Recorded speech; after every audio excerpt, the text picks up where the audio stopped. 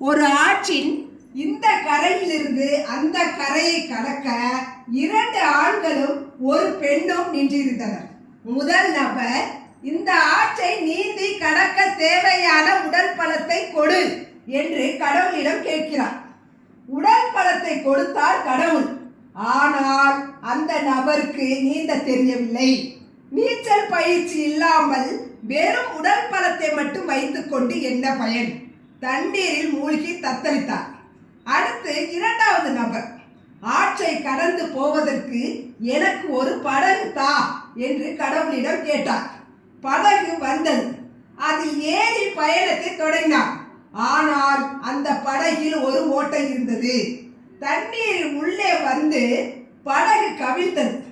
தண்ணீரில் மூழ்கிவிட்டார். 3வதாக அந்த பெண், நான் அந்த கரைக்கு செல்ல வசதியாக தண்ணீரை இல்லாமல் செய்துவிடு என்று சொன்னார். தண்ணீர் வற்றிவிட்டது. நடந்து சென்று கரையை தாண்டினார். இதை கவனித்த பெரியவர் ஒருவர், எப்படி அம்மா நீ மட்டும் புத்திசாலித்தனமாக இப்படி நடந்து கொண்டாய் என்று கேட்கிறார். எனக்கு முன்னால் 2 பேர் செய்த தவறுகளில் இருந்து நான் படித்த பாடம் இது. அந்த அனுபவம் தான் இப்படி புத்திசாலித்தனமாக என்னை செயல்பட வைத்தது என்றார்.